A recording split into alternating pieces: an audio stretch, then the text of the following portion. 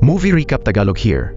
Nagsimula ang kwento sa isang magandang dalagang nagngangalang Hai-in. Isa siyang high school student. Kahit napakatalino niya sa pag-aaral at palaging nangunguna sa kanilang klase, sa malas ay mahirap lamang siya at galing sa simpleng pamilya. Dahil dito, matindi ang galit at inggit niya sa mga mayayaman. Bakit? Dahil napakadali ng buhay nila at wala silang ideya kung gaano kahirap maging mahirap katulad niya. Isang araw, habang nakasakay sa bus, may nakita siyang post tungkol sa isang prestihiyosong paaralan na tumatanggap lamang ng mga estudyanteng galing sa alta sosyedad. Nalaman niyang para silang nabubuhay sa sarili nilang mundo dahil kaya nilang bilhin agad ang kahit anong maisipan nila. Hindi na nila kailangang pag-isipan pa. Kapag may gusto sila, kinukuha na lang nila agad. Halimbawa, may isang estudyante na nirentahan ng buong restaurant para lang makapag-dinner kasama ang boyfriend niya. At kahit hindi ito dumating, kumain pa rin siyang mag-isa. Walang problema para sa kanya. May isa namang estudyante na basta na lang pumasok sa isang tindahan at bumili ng pinakamahal na motorsiklo gamit lang ang credit card. Samantalang ang isa pa ay bumili ng napakamahal na regalo para sa babaeng gusto niya. Pero nang tanggihan ito ng babae, itinapon niya lang ito sa basurahan na parang walang halaga. Nalaman ni Hai-in na umaabot sa 100 milyong won ang tuition fee sa paaralang iyon, kaya lalo siyang nanghinayang dahil gusto rin sana niyang makapag-aral doon. Pagkababa niya ng bus, nagsuot siya ng salamin para mag-iba ang itsura niya at nagpanggap bilang kaibigan niya sa universidad. Pagkatapos ay pumunta siya sa bahay ng isang mayamang babae para mag-tutor. Pagpasok niya, namangha siya sa laki at karangyaan ng bahay at hindi niya maiwasang mainggit sa buhay ng dalaga. Nakita siya ng ina nito at pumayag na kunin siyang tutor dahil inakala nitong isa siyang masipag at seryosong university student. Nang hindi alam na high school student pa rin siya, ipinaliwanag ng babae na gusto niyang makapasok ang anak niya sa elite school pero mahina ito sa academics. Kaya nagdesisyon siyang kumuha ng private tutor at hiniling kay Hai-in na pagbutihin ang performance ng anak niya. Pumayag naman si Hai-in at nangakong gagawin niya ang lahat ng makakaya niya. Maya-maya, naghain ng katulong ng cookies at nagpasya si Hai-in na tikman ng isa. Pero kinutya siya ng ina ng mayamang babae at sinabing mamahaling klase ng cookies iyon. Hindi basta-bastang kayang bilhin ng kahit sino. Dahil sa hiya, ibinalik ni Hai-in ang cookie at nakaramdam siya ng matinding kahihiyan. Pagkaalis niya roon, dali-dali siyang pumunta sa part-time job niya sa supermarket, kung saan hinihintay siya ng kaibigan niya sa universidad para kunin pabalik ang mga damit at ID na hiniram niya. Nagpasalamat si Hai-in sa pagtulong nitong makuha niya ang tutoring job at inilabas niya ang sama ng loob tungkol sa kung gaano niya kinasusuklaman ang mga mayayaman dahil napakadali ng buhay ng mga ito. Kinabukasan sa paaralan, sinubukan niyang mag-aral pero nanghina siya at bigla siyang dinugo sa ilong. Nagpasya siyang magpahinga muna, ngunit dumating ang kaklase niya at sinabing ipinapatawag siya ng teacher nila. Pagpunta niya sa opisina nito, humingi ng paumanhin ng guro at sinabing hindi na siya makakasama sa camp dahil may ibang estudyanteng nakakuha ng scholarship na para sana sa kanya. Labis na nalungkot si Hai-in dahil gustong-gusto talaga niyang sumama. Umalis siyang bigo at puno ng frustration. Kahit mahirap siya, napagtanto niyang may mga taong mas mahirap pa kaysa sa kanya. Pagbalik niya sa classroom, tinanong siya ng mga kaibigan niya kung handa na ba siya para sa camp. Dahil natatakot siyang mabuking na mahirap siya, nagsinungaling siya at sinabing pinili niyang huwag sumama. Pag-uwi niya sa bahay, nadatnan niya ang ama niyang nasasaktan dahil tumanggi itong mag-taxi para lang makatipid at may maibayad sa mga pangangailangan niya. Labis itong nagpalungkot sa kanya. Pumasok siya sa kwarto niya na sobrang sama ng loob at hiniling na sana ipinanganak na lang siya sa mayamang pamilya. Kinabukasan, muli niyang tinuruan ang mayamang babae at nadatan nitong ipinagmamalaki ang bago nitong bag na nagkakahalaga ng 7 million won. Nagulat si Hai-in at pinagalitan niya ito dahil napakababaw daw nito, lalo na't may kapareho naman na itong bag. Sinabi pa niyang ang halagang 7 million won ay sapat na para tustusan ang buong gastusin niya sa loob ng isang taon. Nainsulto ang mayamang babae kaya naisipan nitong lalo siyang ipahiya. Inalok nito kay Hai-in ang bag bilang regalo. Noong una ay nagulat si Hai-in pero naisip niyang kapag tinanggap niya iyon at ibinenta, mababayaran niya ang camp. Dahil doon, natuwa siya at tinanggap ang bag. Pero natawa lang ang mayamang babae at sinabing, "Kita mo? Gusto mo rin pala ng ganitong bag. Mahirap ka lang talaga." Nagngit-ngit sa galit si Hai-in dahil sa insulto at gusto niyang sabunutan ng babae pero pinigilan niya ang sarili niya. Nang gabing iyon, naglabas siya ng sama ng loob sa kaibigan niya. Sinabi niyang hirap na hirap siyang magtrabaho para lang mabayaran ang sarili niyang gastusin. Samantalang ang mayamang babae ay nakakabili ng kahit ano dahil ipinanganak lang itong mayaman. Sinubukan naman siyang patawanin ng kaibigan niya at sinabing huwag siyang masyadong mainggit. Kinumpara pa siya nito kay Alia Cameron, isang babaeng kilalang naiinggit sa iba. Natawa si Hai-in pero iginiit pa rin niyang kailangan niyang baguhin ang buhay niya. Kinabukasan, maaga siyang dumating sa bahay ng mayamang babae at nakita niya roon ang bagong bag. Nagdesisyon siyang isuot ito, kumuha ng selfies habang dala iyon at in-upload pa ang mga larawan sa Instagram.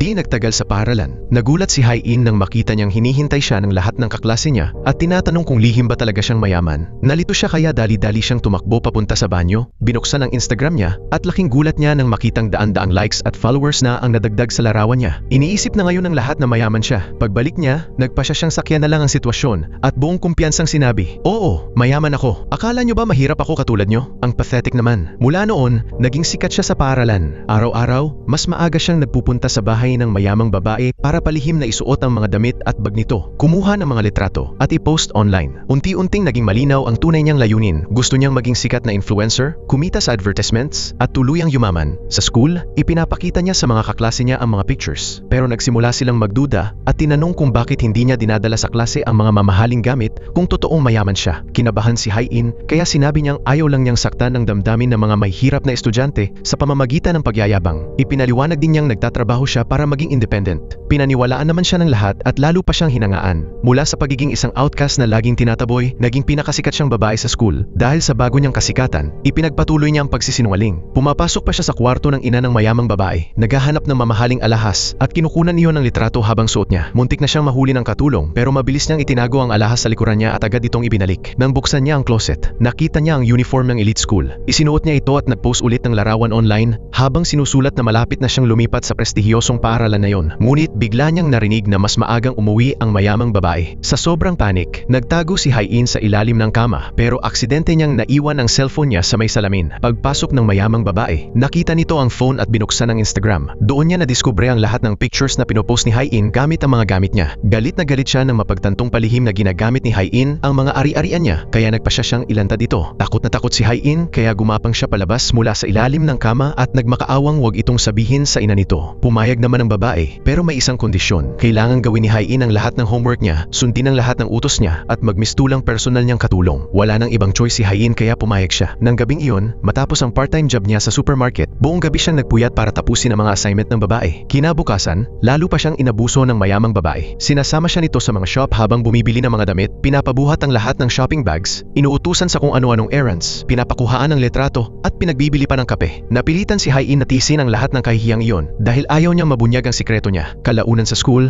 seryoso siyang nag-aaral dahil may importante siyang exam. Biglang tumawag ang mayamang babae at sinabing may mga papel itong naiwan at kailangan daw agad. Nabigla si Hai-in at hindi alam ang gagawin. Kapag umalis siya, maaaring mamiss niya ang exam niya. Pero pakiramdam niya wala siyang choice, kaya nagmamadali siyang pumunta sa bahay, kinuha ang mga papeles at dinala iyon sa babae. Sa malas, nadatnan niyang nagtatawanan lang ito kasama ang mga kaibigan nito at hindi naman talaga kailangan ng mga papeles. Pinagtawanan siya ng lahat at doon niya napagtantong prank lang pala yun. Dahil dito, hindi niya naabutan ang exam niya. Wasak ang puso niya kaya tumakbo siya papunta sa banyo at umiyak. May isang mabait na babae na nakakita sa kanya, naawa at inabutan siya ng tissue. Naantig si Hai-in sa kabaitan nito pero napansin niya ang isang masamang note na nakadikit sa likuran niya. Nakasulat doon ang mga insulto ng ibang estudyante na palihim siyang pinagtatawanan. Tinanggal ni Hai-in ang nakadikit na note, pinunit ito at tahimik na umalis. Humanga si Hai-in sa tapang nito at kalaunan ay nalaman niyang tinutulungan siya ng babae dahil mahirap din ito. Nagkaroon tayo ng flashback. Nakapasok ang babae sa elite school sa pamamagitan ng scholarship pero palagi siyang binubuli ng mayayamang estudyante dahil mahirap siya at hindi raw ka-level ng mga ito. Dahil gusto niyang makaganti, nag-ipon siya ng ebidensya laban sa kanila at isinumbong sila sa principal. Pero syempre, dahil galing sa mayayamang pamilya ang mga bully, walang nangyari sa kanila. Sa halip, isang mahirap ding scholar student ang napagbintangan at unfair na napatalsik sa paaralan. Nakonsensya ang mabait na babae dahil siya talaga ang nagsumbong pero hindi siya nagkaroon ng lakas ng loob para umamin. Pinuntahan niya ang estudyanteng napatalsik para humingi ng tawad pero sinabi nitong alam na niya noon pa na siya ang nagsumbong. Hinikayat pa siya nitong ipagpatuloy ang paglaban at paglalantad sa mga mayayamang bully bago ito tuluyang umalis. Pagbalik sa kasalukuyan, nagdesisyon ang babaeng iyon na ipagpatuloy ang kagustuhan ng estudyanteng napatalsik at patuloy na lumaban sa mga bully. Samantala, si Hai-in naman ay galit na galit pa rin dahil namiss niya ang exam niya kaya nagpasya siyang maghiganti sa mayamang babaeng nanloko sa kanya. Nilagyan niya ng tubig ang isang balde, nagtanong sa ilang estudyante kung saan ginaganap ang school admission interviews at saka siya rumampa papunta roon. Noong una, inakala ng mga estudyante na baliw siya at pinagtawanan siya pero tinakot niya ang mga ito at nagpatuloy sa paglakad.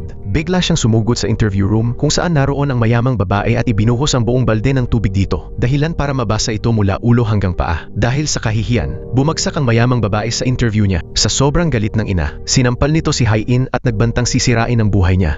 Eksaktong sandaling iyon, dumaan ang principal ng paaralan at nasaksihan ang nangyari. Nagmamadaling humingi ng tawad ang ina ng mayamang babae pero tumanggi ang principal na makinig at idineklarang hindi matatanggap ang anak niya sa paaralan. Galit na galit ang ina kaya nangakong sisirain niya ang buhay ni Hai-in. At tinupad nga niya iyon. Pumunta siya sa paaralan ni Hai-in at sinabi sa principal ang lahat na nagpanggap si Hai-in bilang kaibigan niya sa universidad at inakusahan pa itong nagnakaw ng alahas. Nagulat si Hai-in nang ipatawag siya ng principal nila at bantaan na mapapatalsik siya sa school. Sa sobrang takot, dinilit niya ang Instagram account niya para walang makakita sa mga litrato niyang gumagamit ng mga ninakaw na gamit. Pero pagbalik niya sa classroom, nadiskubre niyang alam na pala ng lahat ang katotohanan. Pinagtawanan siya ng mga kaklase niya, binuli, at binato ng mga papel habang tinatawag siyang sinungaling. Pinapaalis siya ng mga ito sa paaralan dahil peke raw siya. Biglang nakatanggap si Hai-in ng mensahe mula sa mayamang babae na nagsasabing magsasampa ng kaso ang ina nito laban kina Hai-in at sa kaibigan niya. Nataranta si Hai-in dahil natatakot siyang madamay ang kaibigan niya dahil sa mga pagkakamali niya. Kaya nagpasya siyang ayusin ang lahat. Pumunta siya sa principal ng elite school at humingi ng tawad habang inaamin ang lahat ng kasalanan niya at ipinipilit na inosente ang mayamang babae. Nakiusap siya rito na tanggapin ang babae sa paaralan upang patawarin siya ng ina nito at bawiin ang demanda. Pero tinawanan lang siya ng principal at tinanggihan ang pakiusap niya. Sinabi nito, hindi kita matutulungan. Ang reputasyon ng paaralan ang pinakamahalaga. Patuloy pa ring nagmakaawa si Hai-in pero tinawag ng principal ang security para palabasin siya. Talong-talo at wasak ang loob niya kaya nagtago siya sa banyo, umupo sa sahig at umiyak ng todo. Nagkataon namang may isang estudyanteng naninigarilyo sa loob. Dahil natakot itong mahuli, palihim sana itong lalabas. Pero napansin siya ni Hai-in at hinila ang binti nito kaya natumba ito. Sa pag-aakalang manyakis itong sumisilip sa kanya, sinigawan niya ito. Nahihiyang nagpaliwanag naman ang lalaki na nagyoyosi lang siya at wala nang iba. Sinabi nito na abandonado na ang banyong iyon dahil may isang babaeng namatay roon noon kaya wala nang estudyanteng naglalakas loob pumasok. Pinaniwalaan naman siya ni Hai-in. Ipinakilala ng lalaki ang sarili niya bilang si Somang at nalaman niyang gusto ni Hai-in na makausap ang principal. Nagdesisyon si Somang na tulungan siya. Palihim niya itong pinadaan sa bakod ng paaralan at pinabantay ang kotse niya para maghintay. Pagkatapos ay umalis muna siya. Dahil pagod na pagod, naghintay si Hai-in malapit sa sasakyan hanggang sa hindi niya namalayang nakatulog siya. Pagkagising niya, hating gabi na at hindi pa rin umaandar ang sasakyan. Lumapit siya para tingnan ito pero biglang may bumagsak mula sa rooftop sa harapan niya. Sa sobrang gulat niya, nakita niyang iyon pala ang mabait na babaeng tumulong sa kanya kanina sa banyo. Pagtingala niya sa taas, may nakita siyang anino ng isang tao sa rooftop.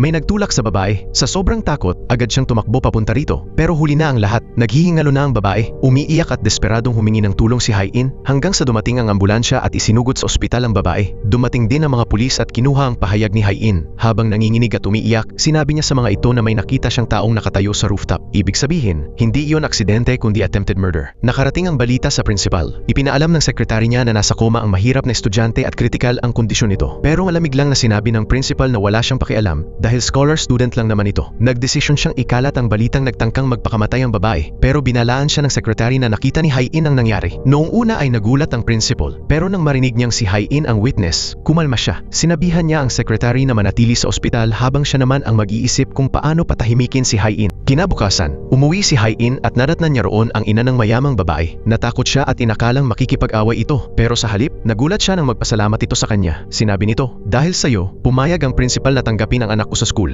Tiniyak pa nitong hindi na sila magsasampa ng kaso laban sa kanya at binigyan pa siya ng regalo bago umalis. Nalilito si Hai-in at hindi niya maintindihan ang nangyari. Pagdating niya sa bahay, tinanong siya ng ama niya kung saan siya galing pero nagsinungaling siya at sinabing nag-aral lang siya kasama ang kaibigan niya. Pagpasok niya sa kwarto, agad niyang chinards ang cellphone niya. Pagkabukas niya nito, nagulat siya nang makita ang napakaraming mensahe mula sa principal. Maya-maya, mismo ang principal na ang tumawag sa kanya at inalok siya ng isang kasunduan. Tutulungan daw siya nitong makapasok sa elite school kapalit ng pananahimik niya tungkol sa nakita niya sa rooftop. Nabigla si Hai-in at hindi alam ang gagawin pero kalaunan ay nagpasya siyang samantalahin ang pagkakataon at pumayag sa alok dahil nakita niya iyon bilang pagkakataon para tuluyang matupad ang pangarap niya. Samantala, ang lalaking unfair na napatalsik noon ay bumisita sa ospital upang dalawin ang mahirap na babae at samahan ang ina nito. Habang naroon, naalala niya ang sarili niyang masasakit na karanasan kung paano siya araw-araw na binubuli ng mayayamang estudyante at kapag nakikita iyon ng principal, kunwari ay wala siyang napapansin dahil malalaki ang donasyon ng mga magulang ng mga bully sa paaralan. Kaya naman ang mga mahihirap na estudyante tulad niya ay tahimik na nagdurusa. Pagbalik sa kasalukuyan, nagpatawag ng meeting ang paaralan at hinikayat ang mga estudyante na bisitahin ang kaklase nilang nasa ospital. Pero sa halip na maawa, pinagtawanan lang siya ng mga mayayamang estudyante at sinabing hindi nila ito kaibigan dahil mahirap ito at hindi ka-level nila. Bago sila tuluyang umalis habang nagtatawanan. Kalaunan, bumalik si Hai-in sa dati niyang paaralan para kunin ang mga gamit niya. Pinagtawanan siya ng mga kaklase niya dahil napatalsik siya pero bigla niyang ipinahayag ng buong yabang na lilipat siya sa elite school. Nabigla ang lahat. Pinanood nila siya mula sa bintana habang naglalakad palayo na may ngiti sa labi, puno ng pride at pakiramdam na nagtagumpay siya. Nang gabing iyon, pumunta siya sa supermarket para mag-resign sa part-time job niya. Nagpasalamat siya sa kaibigan niya sa lahat ng naitulong nito at sinabi, habang bakas ang saya sa mga mata niya, na sa wakas ay mababago na niya ang buhay niya. Pero itinago niya ang katotohanan. Hindi niya sinabi sa kaibigan niya ang tungkol sa lihim na kasunduan nila ng principal principal. Kinabukasan, dinala ng secretary ng principal ang uniform ng elite school para kay Hai-in. Isinuot niya ito at tuwang-tuwa siya nang makitang bagay na bagay iyon sa kanya. Puno ng pride, sinuot niya ang uniform habang namimili sa mall.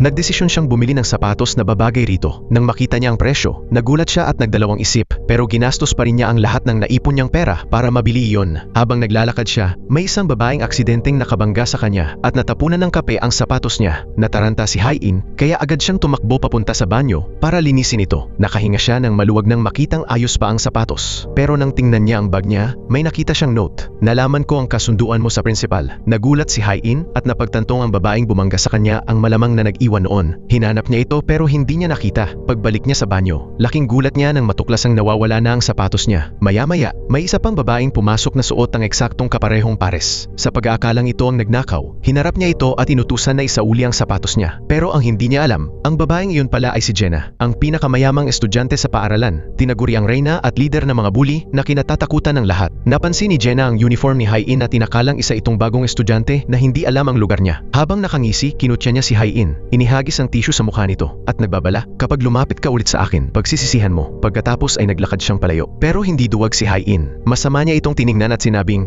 "Akala mo ba ganoon kadaling lumabas ng banyo gaya ng pagpasok mo?" Sa isang iglap, hinablot niya si Jenna sa buhok. Sinampal ito at nakalmot pa ang pisngi nito. Napilitan tuloy si Jenna na isauli ang sapatos. Agad namang umalis si Hai-in dala ang pares. Sinubukan niyang isauli ang mga ito sa tindahan, pero tumanggi ang staff dahil wala siyang original na kahon. Wala siyang nagawa kundi ilagay na lang ang mga sapatos sa isang plastic bag. Samantala, umuwi si Jenna na nagngangalit sa galit dahil sa nangyari at nangakong maghihiganti. Kinabukasan, dumating si Hai-in sa bago niyang paaralan na puno ng excitement. Habang iniisip ang isang mapayapang bagong simula, inikot niya ang napakalawak na campus. Namangha siya sa swimming pool, football fields, at walang katapusang facilities, lahat ng pwedeng pangarapin ng isang estudyante. Pakiramdam niya ay sinuwerte siya at tila sa wakas ay ngumiti rin sa kanya ang tadhana. Pero dumating din si Jenna, galit at hiyang-hiya pa rin habang bakas pa ang kalmot sa mukha nito. Nagulat ang mayayaman niyang kaibigan sa hitsura niya, pero agad niyang inutusan ang mga ito na hanapin ang bagong estudyanteng si Hai-in para masira niya ito. Eksaktong sandaling iyon, pumunta si Hai-in sa administration office at tinanggap ang student ID niya. Sinabihan si Hai-in na makipagkita sa student supervisor at laking gulat niya nang malaman na si Somang pala iyon, ang lalaking nakita niyang palihim na lumalabas noon sa abandonadong banyo. Agad siya nitong nakilala bilang babaeng umakyat sa pader ng paaralan. Sa sobrang hiya, nakiusap si Hai-in na huwag na nitong banggitin iyon dahil gusto niyang magkaroon ng bagong simula. Kinabahan siya sa posibilidad na kumalat ang chismis kaya sinubukan niyang umalis, pero hinawakan ni Somang ang kamay niya at inalok siyang ipasyal sa campus. Biglang dumating ang isang guwapong estudyante na nagngangalang Do-yun. Sa pag-aakalang hinaharas ni Somang si Hai-in, hinila niya ang kamay nito palayo at siya naman ang humawak dito. Nagkatitigan ng masama ang dalawang lalaki at parehong pinapili si Hai-in kung sino ang sasamahan niya. Namumula sa hiya, sinabi niyang, "Hoy, first day ko pa lang." Pero sa huli, si Do-yun ang pinili niya. Ngumiti si Do-yun. Sinamahan siyang maglakad at mabait pang ibinigay ang numero niya sakaling kailanganin niya ng tulong. Naantig si Hai-in at unti-unting nahulog sa charm nito. Pagbalik niya sa locker niya, nakita niya roon ang dati niyang sapatos kasama ang isang note. "Welcome to hell. Magiging miserable ang buhay mo rito." Kinilabutan si Hai-in at napagtantong hindi pala si Jenna ang nagnakaw ng sapatos niya. Nagdesisyon siyang hanapin ito at humingi ng tawad. Pero bago pa niya magawa iyon, bigla siyang trinip ng grupo ng mayayamang estudyante at kinaladkad sa sahig habang pinagtatawanan siya. Sa sobrang takot, hinubad niya ang sapatos niya para makatakbo ng mas mabilis. Pero walang tigil siyang hinabol ng mga ito hanggang sa mapadpad siya sa opisina ng principal. Nagmakaawa siya rito na protektahan siya, pero tinawanan lang siya ng principal. Ipinaalala nitong tinupad na nito ang lihim nilang kasunduan. Tinanggap siya nito sa paaralan ng walang binabayarang tuition. Diretsahan siyang sinabihan ng principal, "Mag-adjust ka at protektahan mo ang sarili mo o umalis ka rito." Wasak ang loob na lumabas si Hai-in, pero nadatnan niyang naghihintay si Jenna habang may mapanuyang ngiti. Nagbabala si Jenna, "Warm up pa lang yun. Mas malala pa ang susunod." Bigla na lang napalibutan si Hai-in ng 12-dosenang estudyante. Naipit siya at napagtantong inudyukan ni Jenna ang lahat laban sa kanya. Hinablot siya ni Jenna at sinabing lumuhod at halikan ang sapatos nito kung gusto niyang mapatawad. Pero masama siyang tiningnan ni Hai-in at sinabi, "May sinabi sa akin ang nanay ko noong bata pa ako. Ang bulok na isda, hindi kailanman magiging jam, at ang masasamang tao, hindi kailanman magbabago." Pagkatapos noon, sinuntok niya si Jenna, kumawala at tumakbo. Nagulat ang lahat sa tapang niya. Malinaw na hindi siya ordinaryong babae. Hinabol siya ng mga estudyante sa buong campus. Determinadong pagbayarin siya. Naliligaw at napapalibutan. Nataranta si Hai-in, pero biglang may misteryosang art student na humila sa kanya papasok sa isang silid at nailigtas siya sa tamang oras. Ginamot ng babae ang sugat niya sa binti at binigyan pa siya ng sapatos na maisusuot. Nakahinga ng maluwag si Hai-in at nagpasalamat dito na pagtantong hindi pala lahat ng tao roon ay malupit. Tinanong niya kung bakit ganoon umasta ang mga estudyante at ipinaliwanag ng art student ang hierarchy sa paaralan. Ang mayayaman ang nangbubuli sa mahihirap at pinipilit silang sumunod. Si Jenna ang reyna dahil siya ang pinakamayaman at walang naglalakas loob na sumuway sa kanya. Kahit hindi raw niya nilabanan si Jenna, bubulihin pa rin siya dahil scholar student siya. Nabigla si Hai-in nang mapagtantong magiging napakahirap ng buhay niya roon, pero nagdesisyon siyang magtiis at lumaban. Nagpasalamat siya sa art student at umalis. Hindi alam ang kakaiba at tusong tingin na ibinigay nito sa kanya. Tila ba may tinatago itong hindi magandang intensyon. Kalaunan, nagtago si Hai-in habang inaalala ang kabaitan ni Do-yun. Nag-message siya rito para humingi ng tulong, pero muli siyang nahuli at napalibutan ng mga mayayamang bully. Sa desperasyon, inilabas niya ang cellphone niya at kinuhanan sila ng video habang nagbabanta na ilalantad sila online. Pero nagtawanan lang ang mga ito at kinutya siya. Mayayaman kami, walang kayang gumalaw sa amin. Habang papalapit ng papalapit ang mga bully, nawala na ng pag-asa si Hai-in. Pero eksaktong sandaling iyon, dumating si Do-yun. Mabilis niya itong hinila at sinalo sa mga bisig niya bago pa ito tuluyang bumagsak sa lupa. Napasinghap ang lahat dahil si Do-yun pala ang anak ng principal. Walang makaintindi kung bakit niya pinoprotektahan si Hai-in. Si Jenna naman ay nagnitnit sa galit nang makita iyon at umuwi ng galit na galit. Kung saan muli siyang nakabangga ng stepmother niya. Doon nalaman na galit si Jenna sa stepmother niya dahil mahirap lang ito noon at minanipula raw ang ama niya para sa pera nito hanggang sa makontrol ang kayamanan ng pamilya. Dahil dito, lumaki si Jenna na galit sa lahat ng mahihirap at tingin sa kanila ay mga oportunistang sakim. Samantala, dinala ni Do-yun si Hai-in sa rooftop kung saan maingat nitong ginamot ang sugat niya sa binti at dahan-dahang nilagyan ng benda. Mabilis ang tibok ng puso ni Hai-in at inisip niyang baka gusto siya ni Do-yun, pero ginulat siya ng binata nang sabihin nito ang totoo. Mahal nito ang mahirap na babaeng kasalukuyang nasa koma. Tinanong siya nito kung nakita ba niya kung sino ang nagtulak sa babae mula sa rooftop. Nagulat si Hai-in at doon niya napagtantong iyon pala ang dahilan kung bakit siya nilapitan ni Do-yun. Kaya nagpasya siyang samantalahin ang pagkakataon at nagpanggap na alam niya kung sino ang kriminal. Pero may kondisyon siya kay Do-yun. Sasabihin lang niya ang totoo kung papayag itong makipagrelasyon sa kanya at protektahan siya laban sa mga bully. Kahit labag sa loob, pumayag si Do-yun. Kinabukasan, isinakay siya nito sa kotse papunta sa paaralan. Habang hawak ang kamay niya sa harap ng lahat,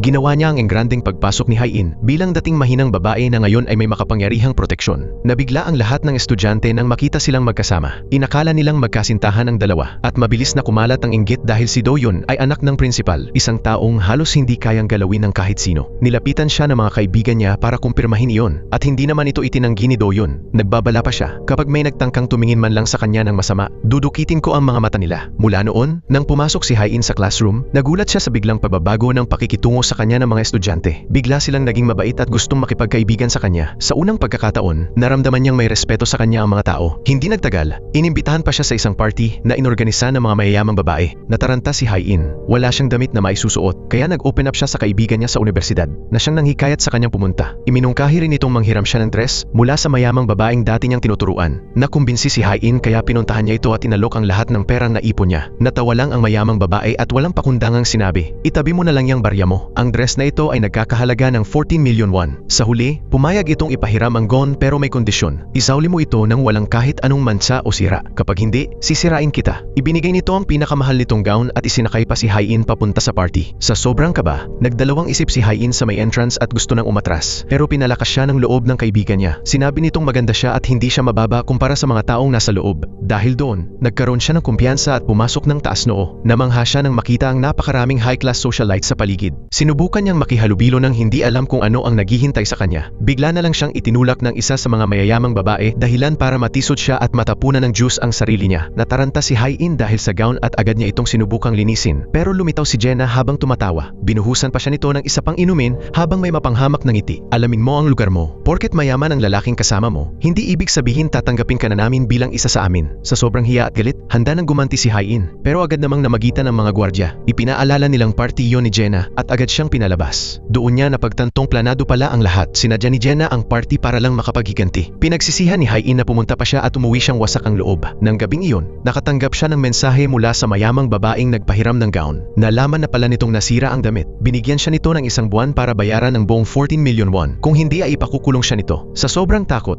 hindi nakatulog si Hai-in. Kinabukasan habang nag-aalmusal, sinabi niya sa ama niya na kailangan niya ng pera agad-agad. Tulad ng isang mapagmahal na ama, inilabas nito ang wallet niya at sinabing, "Magkano ba ang kailangan mo, anak?" Sumagot si Hai-in, "Hindi naman masyado, 14 million won lang." Biglang nagalit ang kapatid niya at hinabol siya, "Nababaliw ka na ba? Kahit ibenta pa natin ang buong bahay natin, hindi tayo makakalikom ng kalahati niyan." Durog na durog si Hai-in, kaya nagkulong siya sa kwarto habang yakap ang gown at hindi alam ang gagawin. Nang malaman ni Do-yun ang nangyari, nagalit siya ng husto. Hinarap niya si Jenna at doon nalaman na matagal na pala silang magkaibigan mula pagkabata. Binalaan niya si Jenna na layuan si Hai-in at tigilan na ang pambubuli rito. Pero tinawanan lang siya ni Jenna. "Akala mo ba mahal ka niya? Ginagamit ka lang niya para sa pera, katulad ng ginawa ng stepmother ko sa tatay ko." Pinilit ni Jenna na matauhan siya, pero tumanggi si Do-yeon at umalis na lang. Kalaunan, kumalat sa group chat ng paaralan ang video ng kahihiyan ni Hae-in sa party. Nakita iyon ni Somang at naawa siya rito. Nagdesisyon siyang puntahan ito para kumustahin, pero pagdating niya, nadatnan niya si Hae-in kasama ang isang nakatatandang lalaking mukhang kahinahinala. Sa pag-aakalang sinasamantala nito si Hae-in, agad niya itong sinugod at binugbog. Pero sinigawan siya ni Hae-in. Mali ang iniisip mo, ibinebenta ko lang sa kanya ang laptop ko dahil kailangan ko ng pera. Dahil sa pakikialam ni Somang, napilitan tuloy si Hae-in na bawasan ng 70,000 won ang presyo para pumayag pa rin ang lalaki. Lalo tuloy siyang nainis. Galit siyang umalis habang sinusundan siya ni Somang. Iniisip na galit lang ito dahil sa hindi niya pagkakaintindi sa sitwasyon. Pero tuluyan nang napuno si Hae-in. Naiinis ako dahil nawalan ako ng 70,000 won. At ngayon, kailangan ko pang maglakad pa uwi para makatipid sa pamasahe. Nakonsensya si Somang at gusto sana siyang tulungan. Pero tumanggi si Hae-in na tanggapin ang pera niya. Kaya imbes na pera, inalok niya itong ihatid gamit ang motorsiklo niya. Sa unang pagkakataon matapos ang ilang araw, napangiti si Hae-in. Naantig siya sa kabaitan ni Somang at nagpasalamat dito. Pagdating sa bahay, nagsimula siyang ibenta ang halos lahat ng pag-aari niya. Desperadong sinusubukang makalikom ng pera pambayad sa gown. Pero kahit na ibenta na niya ang karamihan sa mga gamit niya, hindi pa rin niya naabot kahit kalahati ng halaga. Kinabukasan sa paaralan, lutang siyang naglalakad habang malalim ang iniisip. Bigla niyang napansing nakatitig sa kanya ang mga mayayamang estudyante habang nagtatawanan. Sa gulat niya, may nakita siyang papel na nakadikit sa likod niya na may nakasulat na poor beggar. Lumitaw si Jenna sa harapan niya habang nakangising mapanukso. Galit na galit si Hae-in kaya sinabi niya, "Bakit mo ginagawa lahat ng ito? Reyna ka na ng school na ito. Ano pa ba ang insecurity mo? Huwag mong sabihin naiinggit ka sa akin. Sigurado akong naiinggit ka sa akin at mapapatunayan ko yon." Sa sobrang galit, suminghal si Jenna at sinabing hindi siya titigil hanggat hindi nawawala si Hae-in sa paaralan. Nag-alok siya ng deal. Bayaran ni Hae-in ang nasirang gown kasama ang dagdag na pera at pagkatapos ay umalis na ito sa school habang buhay. Binigyan niya ito ng 1 linggo. Mula noon, araw-araw nang inaasar ni Jenna si Hae-in habang pinapaalala ang countdown. Isang araw, may narinig si Hae-in na sasakyang huminto sa likod niya at inakala niyang si Jenna na naman iyon. Habang nagmumura, lumingon siya pero si Do-yeon pala ang nakita niya. Sumakay siya sa kotse pero agad siyang pinagalitan ni Do-yeon dahil sa pagpunta niya sa party. Sinabi nitong mahirap din ang babaeng mahal niya noon pero hindi tulad ni Hae-in, may dignidad daw ito. Pagkatapos, pinilit siya nitong tuparin ang kasunduan nila at sabihin kung sino ang nagtulak sa babae mula sa rooftop. Nataranta si Hae-in dahil hindi niya talaga alam ang totoo. Galit siyang bumaba ng kotse pero bigla niyang may naalala. Mabilis siyang bumalik at sinabing nakakita siya ng anino ng isang babae noong gabing iyon. Ibig sabihin ay babae ang may sala at hindi lalaki. Sinumbatan niya si Do-yeon dahil hindi siya nito naprotektahan laban sa mga bully bago siya tuluyang umalis. Nayanig si Do-yeon sa mga sinabi niya at nakaramdam ng matinding guilt. Kinabukasan, binisita ni Hae-in ang art student na minsang nagligtas sa kanya. Ikinuwento niya rito ang lahat at ipinaliwanag na desperado siyang makahanap ng pera dahil mapipilitan siyang umalis sa school kapag hindi siya nakabayad. Nagbigay ng ideya ang art student. May isang mayamang lalaki rito na tumutulong sa kahit sinong nangangailangan. Napakabait niya kaya lahat ng tao, nire-respeto siya. Bakit hindi ka manghiram ng pera sa kanya? Dahil madaling naniwala, pumayag si Hae-in. Nilapitan niya ang lalaki at humingi ng pera. Ngumiti ito at pumayag, pero may kondisyon, kailangan niyang maging model nito. Pinagsuot siya nito ng mga damit nito habang kinukuhanan siya ng litrato. Kahit labag sa loob, sumunod si Hae-in sa mga gusto nito. Pero kalaunan, naging malinaw kung anong klaseng tao talaga ang lalaki at doon tumama ang katotohanan. Handa palang isuko ni Hae-in ang dignidad niya kapalit lang ng pera. Umalis siya roon nang umiiyak, diskustado sa sarili at nahihiyang na ipagpalit niya ang pride niya para lang sa kaunting cash. Samantala, pumunta si Do-yeon sa ospital para bisitahin ang nobya niyang nasa koma. Naalala niya ang huli nilang pag-uusap. Tinanong niya noon kung sino-sino sa mga mayayamang estudyante ang nambubuli rito para harapin niya at pagbayarin ang mga ito. Pero tumanggi ang babae na magsumbong. Ayaw daw nitong magdulot ng problema kay Do-yeon. Dahil doon, nagalit siya noon at tinawag pa itong mahina at duwag. Pagbalik niya sa kasalukuyan, nakaramdam si Do-yeon ng matinding pagsisisi dahil hindi niya ito naprotektahan. Mahigpit niyang hinawakan ang kamay ng babae at nangakong maghihiganti siya para rito. Pag-uwi niya sa bahay, palihim siyang pumasok sa opisina ng ama niya at naghahanap ng anumang ebidensya na maaaring magbunyag kung sino ang nagtulak sa babae mula sa rooftop. Nang gabing iyon, nanaginip si Hae-in. Naalala niya ang araw na nakita niyang nakahandusay ang mahirap na babae habang duguan. Sa panaginip niya, may hawak siyang kwintas na may bahid ng dugo. Nagising siya ng gulat na gulat. Pagtingin niya sa kwintas na hawak niya, napagtanto niyang maaaring pagmamay-ari iyon ng babaeng nagtulak sa biktima. Dahil doon, nagdesisyon siyang mag-imbestiga. Kinabukasan, pumasok si Jenna sa school pero hinarap agad siya ng stepmother niya na walang tigil sa pangiinsulto. Doon nalaman ni Jenna na buntis pala ang stepmother niya at kapag nanganak ito, ang magiging anak nito ang magmamana ng lahat ng kayamanan. Dahil doon, tuluyang nanghina si Jenna. Biglang dumating si Hae-in. Pinaalis niya ang stepmother ni Jenna at binigyan ito ng tubig para kumalma. Nagulat si Jenna sa ipinakita niyang kabaitan at tinanong kung naaawa ba siya rito. Pero natawa lang ng mapakla si Hae-in at sumagot, "Bulag lang ang hindi nakakakita sa katotohanan. Kahit gaano kahirap ang buhay mo, hindi pa rin iyan mas mahirap kaysa sa buhay ko. Sinakripisyo ko na ang lahat para lang manatili sa school na ito. Wala na akong natitirang mawawala." Binalaan niya si Jenna na layuan siya kung ayaw nitong magsisi, saka siya umalis. Pagkatapos noon, nagdesisyon si Hai-in na ituon muli ang pansin sa pag-aaral. Determinadong mabawi ang pagiging top student niya. At totoo nga, nagsimulang layuan siya ng mga mayayamang bully. Nakahinga ng maluwag si Hai-in at inisip na sa wakas ay magkakaroon na rin siya ng tahimik na buhay. Pero biglang, habang nasa klase, dumating si Do-yeon at ipinilit na makausap siya. Tumanggi si Hai-in at sinabing layuan na siya nito. Pero imbis na umalis, hinawakan ni Do-yeon ang kamay niya sa harap ng buong klase, na parang sila pa rin. Sa sobrang hiya, napilitan siyang sumunod dito. Pagdating nila sa pribadong lugar, muli siyang tinanong ni Do-yeon tungkol sa kriminal. Pero tumanggi si Hai-in dahil ayaw na niyang madagdagan pa ang problema niya. Bigla siyang binantaan ni Do-yeon. Kapag nagsinungaling siya sa ama nitong principal, mapapatalsik siya sa school oras na malaman nitong hindi naman talaga niya nakita ang mukha ng salarin.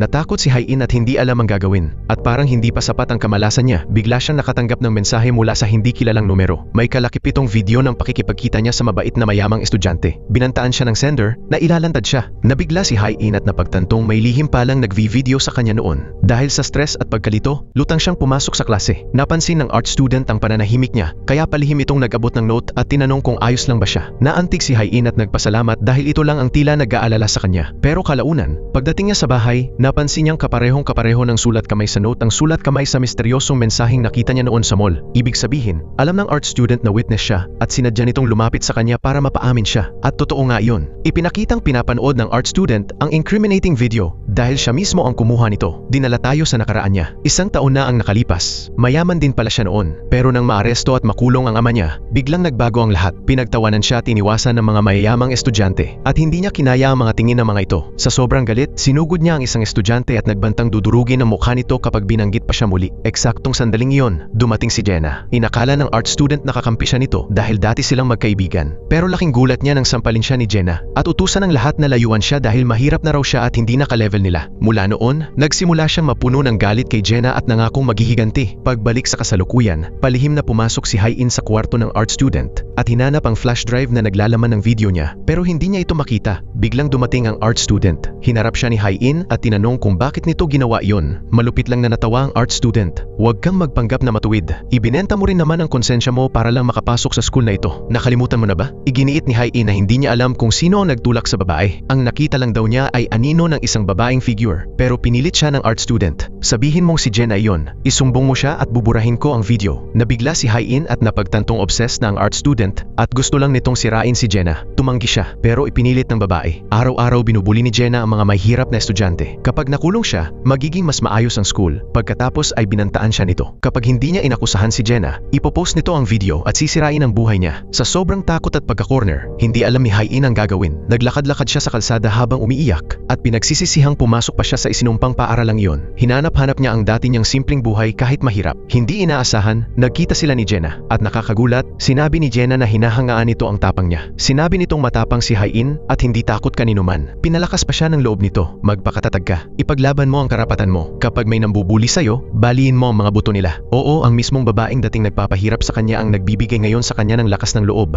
Dahil doon, nabawi ni Hai-in ang kumpiyansa niya. Tinawagan niya si Do-yeon at humingi ng tulong. Kinabukasan, pumunta sila sa kwarto ng manyakis na estudyante para mag-imbestiga. Doon, nakakita sila ng 12 ng flash drives at nadiskubreng matagal na pala nitong bina-blackmail ang maraming babae. Pero lahat ng files ay may password. Kaya tinawagan ni Hai-in si Somang na agad binugbog ang creepy na estudyante hanggang sa mapilitang ibigay nito ang mga password. Nakahinga ng maluwag si Hai-in at nakaramdam na ligtas na siya. Pero pagdating niya sa bahay, hindi napigilan ni Hai-in ang curiosity niya. Binuksan niya ang mga flash drive. Sa sobrang gulat niya, may nakita siyang isa na may label na pangalan ng girlfriend ni Do-yeon, ang babaeng nasa koma. Pag-play niya rito, natulala siya. Ang mabait at inosenteng girlfriend pala ni Do-yeon ay niloloko siya kasama ang pinakamalapit niyang kaibigan na may sarili ring girlfriend noon. Labis na nasaktan si Hai-in para kay Do-yeon nang mapagtantong matagal na pala itong niloloko. Kinabukasan, hinintay siya ni Do-yeon sa school. Dahil kinakabahan, hindi sinabi ni Hai-in ang natuklasan niya dahil ayaw niyang durugin ang puso nito. Inimbitahan siya ni Do-yeon sa engagement party ng best friend nito. O, ang mismong kaibigang nagtaksil sa kanya. Wala nang choice si Hai-in kundi sumama. Nang gabing iyon, dumalo siya sa party kasama si Do-yeon habang kinakabahan dahil puno iyon ng mayayamang estudyante. Pero nakakagulat, mabait ang pakikitungo ng mga ito sa kanya dahil kasama niya si Do-yeon. Natawa siya, nakisaya at pansamantalang nag-enjoy pero unti-unti siyang kinakain ng guilt. Kalaunan, sinubukan niyang sabihin kay Do-yeon ng pribado na niloko siya ng girlfriend nito Pero bago pa siya makapagsalita, nag-open up si Do-yeon tungkol sa mga alaala niya kasama ang babae, kung paano niya ito minahal dahil mabait at gentle ito. Hindi kinaya ni Hae-in na sirain ang puso niya, kaya nanahimik na lang siya. Pagbalik nila sa party, bigla na lang hinarap ni Do-yeon si Jenna at inakusahan itong nagtulak sa girlfriend niya. Galit na galit si Jenna at sumabog. Napakatanga mo. Alam mo ba talaga ang totoo? Niloko ka niya, kasama ang best friend mo. Natulala si Do-yeon. Sa sobrang galit, sinugod niya ang kaibigan niya at nagsimula silang magbugbugan. Nauwi sa kaguluhan ang buong engagement party. Ang fiancé ng kaibigan niya ay napaiyak ng todo dahil sa sakit at kahihiyan. Hindi inaasahan, nilapitan siya ni Jenna at sinubukang aliwin habang humihingi ng tawad. Pero ginulat siya ng babae nang aminin itong matagal na pala niyang alam na niloloko siya ng fiancé niya. Nanatili lang daw siya rito para kontrolin ito na parang puppet. Pagtatapos ng gabi, isinama ni Hae-in si Jenna pa uwi. Doon, ipinakita niya rito ang kwintas na nakita niya sa kamay ng babaeng nahulog mula sa rooftop. Nabigla si Jenna. Pagmamay-ari pala yon ng best friend niya, ang mismong babaeng nagtaksil kay Do-yeon. At doon nabunyag ang katotohanan. Noong gabing iyon, pumunta pala sa rooftop ang best friend ni Jenna para harapin ang mahirap na babae. Inakusahan niya itong inaagaw ang boyfriend niya, sinampal ito, at sa sobrang galit ay naitulak niya ito hanggang sa mahulog. Sa gitna ng konfrontasyon, nahulog rin ang kwintas niya. Pagbalik sa kasalukuyan, nagdesisyon si Hae-in na sabihin na sa lahat ang katotohanan. Pero biglang tumawag ang art student at ipinaalala na hawak pa rin ito ang incriminating video. Pinipilit nitong si Jenna ang ituro ni Hae-in bilang salarin. Kung hindi ay ilalabas nito ang video. Sa sobrang panic, agad na tumakbo si Hae-in papuntang school para pigilan ito. Pero pagdating niya roon, nakita niya ang art student na umaakyat sa rooftop. Parang inuulit ang nangyari noon. At muling naulit ang trahedya. Katulad ng mahirap na babae noon, nahulog din ang art student mula sa rooftop at namatay. Nanginig sa takot si Hae-in at napagtantong tila totoo nga ang sumpa ng paaralang iyon. Lumapit siya sa bangkay habang nanginginig at desperadong hinahanap ang cellphone na may video para mabura ito mula sa damit ng babae. Pero wala roon ang phone. Tuluyan siyang napaluhod at napaiyak.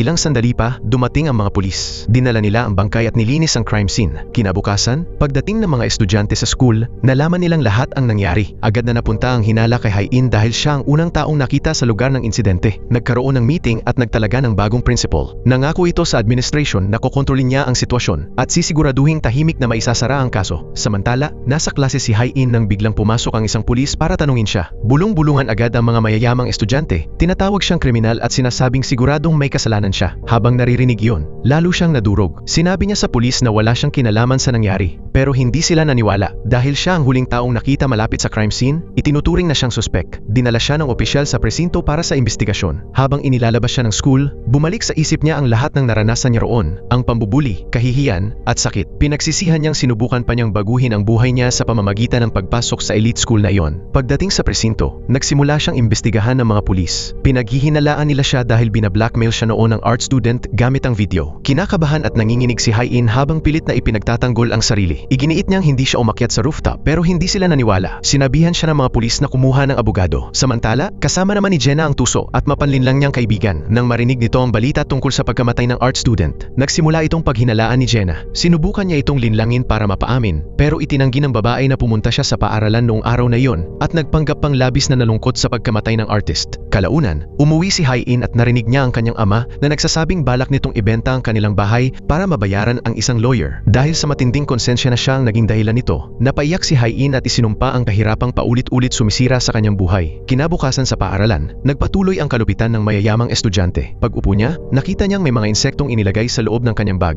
Kumuha ng isa ang isang bully, itinapon niyon sa kanyang damit at mapanuyang sinabi, "Pareho kayo, ikaw at ang mga insektong ito, pareho kayong galing sa putik." Pagkatapos ay hiniwa nito ang kanyang pisngi habang sinasabing ang maruming katulad niya ay nararapat mamatay. Wasak ang loob, tumakbo si Hae-in papuntang banyo upang hugasan ang dugo sa kanyang mga kamay. Ngunit paglabas niya, naghihintay na naman ang mga bully. Sinipa nila siya hanggang sa matumba sa sahig at dinaganan pa ng isa ang kanyang kamay gamit ang sapatos nito. "Wala kang lugar dito, mahirap ka. Umalis ka sa paaralang ito." Hindi na nakatiis si Hae-in. Malakas niyang sinampal ang lalaki sa mukha. Napasinghap ang lahat sa kanyang katapangan. Handa na sana siyang sugurin ng mga bully. Ngunit mabilis siyang kumuha ng fire extinguisher, inisprayan sila at tumakas. Muling hinabol siya ng buong paaralan, gaya ng dati. Desperado siyang tumakbo at nagawa niyang mailak ang mga pinto sa likuran niya. Biglang may dumating na estudyanteng sakay ng motorsiklo at sinabihan siyang sumakay. Mabilis itong umarangkada at dinala siya sa ligtas na lugar. Nagpasalamat si Hae-in sa kanya. Saka napansing suot nito ang uniforme ng kanilang paaralan. Nagulat siya at nagtanong kung sino ito. Inalis ng lalaki ang helmet at nagpakilala. "Ako ang kuya ni Somang. Bumalik ako dahil nag-aral siya sa ibang bansa." Gulat na gulat si Hae-in kaya dinala niya ito sa isang restaurant bilang pasasalamat sa pagtulong nito. Ikinuwento niya ang takot niya sa mga bully. Ngunit ipinatong lamang ng lalaki ang ulo nito sa kanyang balikat at tiniyak na poprotektahan siya nito. Naantig si Hae-in at nagpasalamat. Samantala,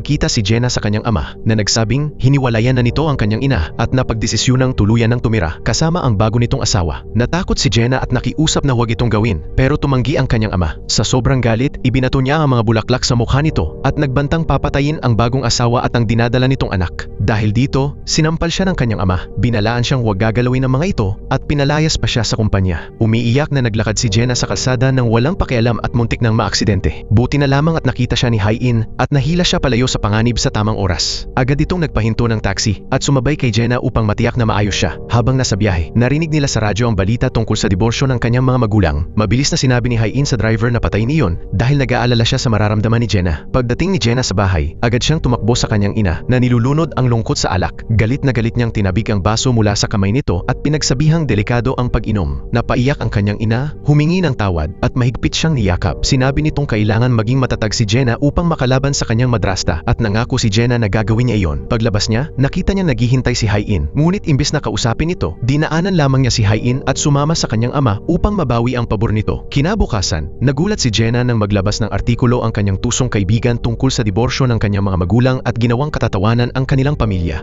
Galit na galit si Jenna dahil napagtanto niyang paghihiganti iyon. Dahil isiniwalat ni Jenna ang pagtataksil ng fiancé nito sa isang mahirap na babae, binantaan niya ito. Kapag hindi ka tumahimik, sasabihin ko sa lahat na ikaw ang nagtulak sa babae mula sa rooftop. Lantaran na ngayon ang digmaan sa pagitan nila. Samantala, nabalitaan ni Hai-in na nasa opisina ng guro ang kanyang ama. Dali-dali siyang pumunta roon at nadatnan ng kanyang ama na nakaluhod sa sahig habang humihingi ng tawad sa ina ng bully na nagsampa ng reklamo laban kay Hai-in. Dinurog ng konsensya si Hai-in nang makitang napapahiya ang kanyang ama dahil sa kanya, kaya sinubukan niya itong patayuin. Ngunit tumanggi ang ina ng bully na tanggapin ang paghingi nito ng tawad at lalo pang pinahiya si Hai-in. Papaluhurin ko rin ang nanay mo para magmakaawa sa akin. Sa puntong iyon, tuluyan nang sumabog si Hai-in. Patay na ang nanay ko. Dinudurog ng malulupit na salita ang kanyang puso. Hinila siya ng isang guro sa gilid at ipinaliwanag na kung hindi siya hihingi ng tawad, mapapatalsik siya sa paaralan at masisira ang kanyang kinabukasan. Wala nang magawa, lumuhod si Hai-in sa tabi ng kanyang ama at humingi ng tawad sa bully at sa ina nito. Sa masakit na sandaling iyon, napagtanto niya na sa mundong ito, pera ang pinakamahalaga sa lahat. Nagpasya siyang magbago. Gagawin niya ang kahit ano para yumaman. Malupit na pinagtawanan ng bully at ng ina nito sina Hai-in at ang kanyang ama. Kinukut siya kung paano pinipilit ng kahirapan ang mga taong itapon ang kanilang dignidad. Tumanggi silang patawarin siya. Nang gabing iyon, isang guwapong binata ang bumalik mula sa ibang bansa. Magalang siyang sinalubong ng kanyang trooper. Galing siya sa isang mayamang pamilya. Habang nakaupo sa kotse, tinitingnan niya ang mga larawan ni Jenna sa paaralan. Malinaw na kilala niya ito at may binabalak siya. Samantala, binisita ng bagong principal si Do-yoon. Nagkunwari itong mabait at sumusuporta. Sinasabing, ituring mo akong parang ama mo. Huwag kang mag-alala. Ako na ang bahala sa'yo. Nagpasalamat si Do-yoon at umalis. Ngunit nang makaalis ito, agad na pinunasan ng principal ang kanyang kamay na parabang nadidiri saka bumulong na hindi siya tunay na makikisalamuha sa mga taong katulad nila. Kalaunan, nakipagkita si Do-yoon kay Jenna upang aliwin ito. Akala ni Jenna ay kinukutya siya nito dahil sa pagbagsak ng kanilang pamilya, ngunit ipinaliwanag ni Do-yoon na nag-aalala lamang siya dahil sa kabila ng lahat, kaibigan pa rin niya si Jenna. Magkasama silang lumaki. Naantig si Jenna at tahimik na umalis, ngunit pag-uwi niya, nadatnan niyang sinakop na ng kanyang madrasta ang silid ng kanyang ina at kampanting nakaupo roon. Galit na galit, binalaan niya ito. Lumayo ka sa daraanan ko kung ayaw mong magsisi. Ang pinakamasamang side ko lang ang makikita mo. Padabog siyang pumasok sa kanyang kwarto at winasak ang lahat ng makita niya. Nang gabing iyon, pauwi si Hai-in nang makita niya ang kanyang amang may bitbit na mabibigat na kahon. Doon niya napagtantong nagtatrabaho pala ito ng extra shift sa gabi. Nag-message ang kanyang ama na binilhan siya nito ng paborito niyang pagkain. Dahil naantig sa mga sakripisyo nito, napaiyak si Hai-in. Pumunta siya sa kanyang kaibigan sa universidad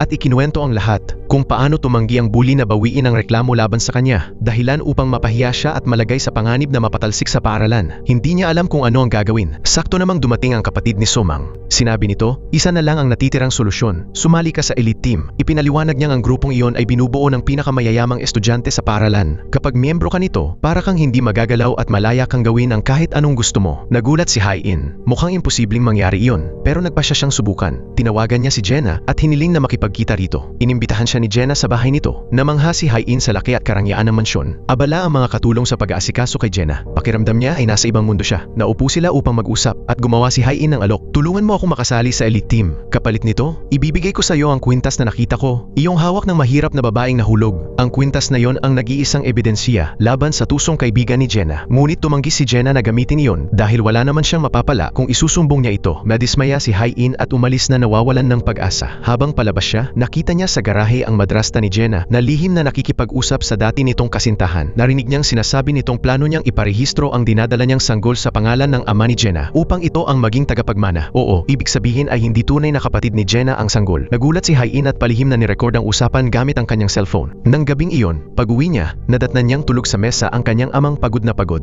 Naawa siya rito, kaya marahan niya itong inalalayan papunta sa kama, sa kanilinis ang bahay bago natulog. Kinagabihan, nanaginip siya ng nakakatakot na bangungot. Nakita niya ang sarili sa paaralan habang napapalibutan ng mayayamang estudyante. Bigla siyang pinalibutan ng mga ito at sinakal. Nagising siyang nanginginig sa takot at napagtantong kailangan niyang kumilos agad. Kinabukasan, muli siyang pumunta kay Jenna at ipinakita rito ang recording ng tawag ng kanyang madrasta. Tuwang-tuwa si Jenna nang mapagtantong niloloko pala ng madrasta niya ang kanyang ama. Nagpasya siyang gamitin iyon laban dito. Dahil sa excitement, pumayag siyang makipagkasundo kay Hai-in. Papayagan niyang makasali si Hai-in sa elite team kapalit ng recording. Sa sobrang saya, umuwi si Hai-in. Ngunit pagdating doon, isa na namang sorpresa ang naghihintay sa kanya. Nag-imbita pala ang kanyang ama ng isang mayamang negosyante at inanunsyong ipapakasal si Jenna sa anak nito. Oo, totoo yun. Ang nakakagulat na twist, ang anak na iyon ay walang iba kundi ang gwapong bagong transfer student sa kanilang paaralan. Ngunit galit na galit si Jenna. Mariin niyang idineklara na hindi niya ito papakasalan at padabog na umalis. Sumunod sa kanya ang binata at ipinaliwanag na isa lamang itong kasalang para sa kapakinabangan ng dalawang pamilya at kailangan niya itong tanggapin. Pero hindi siya naniwala rito. Binalaan niya ang lalaki na huwag siyang guluhin at saka siya umalis. Kalaunan, pumunta si Jenna sa principal ng paaralan at sinabi nitong handang magbigay ng malaking donasyon ang kanyang ama sa paaralan sa kondisyon na tutulungan nitong malinis ang pangalan ni Hai-in. Walang pag-aalinlangan na pumayag ang principal. Tinawagan nito ang investigador at inutusang isara ang kaso na pinalalabas na aksidente lamang ang pagkahulog ng artist. Kinabukasan, nagpatawag si Jenna ng meeting ng elite team. Inanunsyo niyang may bago silang miyembro. Biglang pumasok si Hai-in ng buong kumpiyansa. Nabigla ang lahat sa kanyang presensya. Agad siyang tinanggihan ng tusong kaibigan ni Jenna at sinabing hindi siya nababagay sa antas nila. Ngunit natawa lamang si Jenna at sinabing, "Ako ang leader. Ginagawa ko ang kahit anong gusto ko." Humanga ang gwapong transfer student sa tapang ni Jenna. Pagkatapos ng meeting, sinubukan itong mapalapit kay Jenna, ngunit malamig ang pakikitungo nito, parang nakahihigit, at binalaan siyang wag na wag babanggitin sa iba ang kanilang engagement. Naiwang frustrated ang lalaki. Samantala, sinabi ng principal kay Hai-in na wala na siyang kaso at isinara na ang reklamo laban sa kanya. Iniabot din nito ang bago niyang elite uniform at inanunsyong mula ngayon, malalaman ng lahat na bahagi na siya ng elite team at wala nang mangangahas na bulihin siya muli. Sa sobrang saya, pinuntahan ni Hai-in si Woojin at nagpasalamat dahil ito ang unang nagbigay ng ideya sa kanya. Ngumiti si Woojin at bahagyang lumapit. "Alam mo, gusto ko ang hairstyle mo, pero higit pa roon, gusto kita. Ikaw ang pinakamagandang babae sa paaralang ito." Nagulat siya at pabirong sumagot, "Tumigil ka nga, huwag kang kapal mukha." Tumawa ang lalaki at nagpumilit, "Seryoso ako. Ikaw ang unang babaeng sumakay sa likod ng motorsiklo ko." Hinatid niya si Hai-in pauwi at pinagmasdan itong naglalakad palayo. Halatang nahuhulog na ang loob dito. Pagpasok sa bahay, sinabi ni Hai-in sa kanyang ama na naayos na ang lahat ng kanyang problema. Masayang-masaya itong ngumiti at niyakap siya ng buong pagmamalaki. Samantala, binisita ni Doyon ang kanyang mahirap na nobya sa ospital. Ngunit nadiskubre niyang wala na ito roon. Natakot siyang baka namatay na ito. Ngunit sinabi ng nurse na nagising na pala ito mula sa koma at nakauwi na. Sa sobrang tuwa, dali-dali siyang pumunta sa bahay nito. Dala ang paborito nitong mga bulaklak. Ngunit nang buksan ng babae ang pinto, hindi siya nito nakilala. Nawala ang alaala nito. Wasak ang puso ni Doyon kaya hindi niya sinabi ang totoo na dati silang magkasintahan. Sa halip, piniabot na lamang niya ang mga bulaklak at tahimik na umalis. Kinabukasan, pagdating ng babae sa paaralan, nagulat ang mga estudyante nang makitang nagising na ito mula sa koma. Kumalat agad ang mga bulong-bulungan sa buong campus. Samantala, si Hai-in naman ay namumuhay sa pinakamasayang yugto ng kanyang buhay. Mula nang sumali siya sa elite team, nagkaroon siya ng sariling private classroom, kasikatan, at respeto mula sa lahat ng estudyante. Isang araw, nakita niyang binubuli ng dati niyang bully ang isa na namang mahirap na estudyante. Dahil sa bago niyang kapangyarihan, nagpasya siyang gumanti. Sadya niyang binangga ang bully at natapunan ng kape ang mamahalin nitong sapatos. Galit na galit itong susugod sana sa panginsulto, ngunit bigla niya itong sinampal sa harap ng lahat. Nabigla ang lalaki at sumigaw, "Sino sa tingin mo ang sarili mo? Baliw ka ba?" Ngunit may isang estudyanteng bumulong, "Hindi mo ba nakita ang pinya? Elite na siya ngayon." Agad nagbago ang mukha ng bully. Sa takot, humingi ito ng tawad. Ngunit hindi pa tapos si Hai-in. Pinilit niya itong lumuhod at linisin ang kanyang sapatos sa harap ng lahat. Sumunod ang bully habang napapahiya dahil walang nangangahas sumuway sa elite team. Natuwa si Hai-in at binalaan ito, "Kapag nambully ka pa ulit ng kahit sino, sisirain kita." Pagkatapos ay naglakad siyang palayo na parang nagtagumpay sa laban. Samantala, nalaman ng tusong kaibigan ni Jenna na bumalik na sa paaralan ang mahirap na babae matapos magising nagising mula sa koma. Dahil sa takot,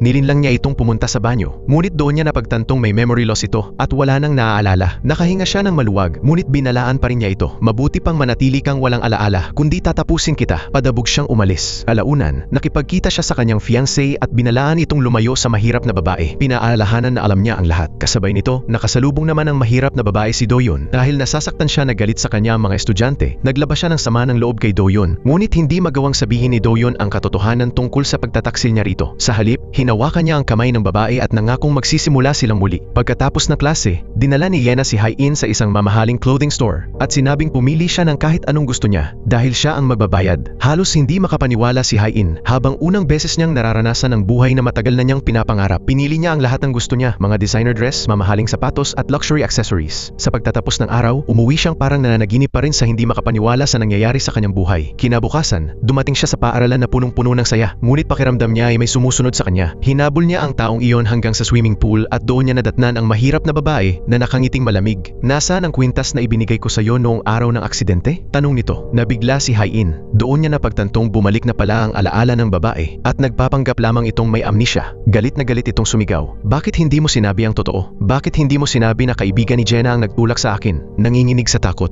Humingi ng tawad si Hai-in at inaming wala siyang magawa noon. Walang maniniwala sa kanya. Nakiusap siya rito na kalimutan na ang lahat at binalaang papatay nito ng tusong kaibigan ni Jenna. Kapag nalaman nitong bumalik ang alaala nito, nangako si Hai-in na poprotektahan niya ito. Mayong miyembro na siya ng elite team, ngunit hindi ito naniwala. Sa halip, inatake siya nito, itinulak sa swimming pool at pilit nilulunod. Buti na lamang at nakataka si Hai-in na itulak niya pabalik ang babae at tumakbo habang sumisigaw. Pag-isipan mo ang sinabi ko. Mula sa malayo, may isang estudyanteng lihim na kinukunan ng video ang lahat gamit ang cellphone nito. Samantala, muling sinubukan ng gwapong transfer student na makuha ang puso ni Jenna. Umaasang tatanggapin ito ang engagement nila, ngunit malamig at walang pakialam pa rin ang pakikitungo ni Jenna. Gayunpaman, hindi sumuko ang lalaki at bumulong sa sarili. Ito ang tadhana ko. Nabubuhay ako para sa laban. Nakita sila ng tusong kaibigan ni Jenna at nagsimulang maghinala, kaya nagpa siya itong mag-imbestiga. Kalaunan, bumalik si Hai-in sa classroom. Napansin ni Woojin ang basang damit niya at nag-alalang baka sipunin siya. Ibinigay nito ang jacket niya at binilhan pa siya ng pagkain upang manatili siyang mainit. Naantig si Hai-in at masaya siyang kumain. Napagtantong totoong may malasakit ito sa kanya. Ngunit biglang tumunog ang cellphone ni Woojin, kaya lumabas ito upang sagutin ang tawag. Dahil sa curiosity, napansin ni Hai-in na iba ang cellphone na yon sa karaniwan nitong gamit. Sumilip siya sa bag nito at nagulat nang makita ang nawawalang cellphone ng namatay na artist. Nataranta siya at nagtaka kung paano nito nakuha iyon at natakot siyang baka makita nito ang incriminating video niya. Unti-unting pumasok ang hinala sa isip niya. Kinabukasan, isang anonymous na taong nakamaskara ang lumitaw online at nagsimulang magpakalat ng chismis tungkol sa paaralan habang inilalantad ang mga iskandalo ng mayayamang estudyante. Galit na galit ang principal at inutusan ang assistant nito na hanapin agad ang may sala dahil natatakot itong masira ang reputasyon ng paaralan. Sa mga oras ding iyon, nakipagkita si Hai-in kay Jenna at nag-open up dito. Ikinuwento niya ang lahat. Napalihim siyang kinuna ng bastos na estudyante habang nagpapalit ng damit. Nabigla si Jenna at kinutya siya.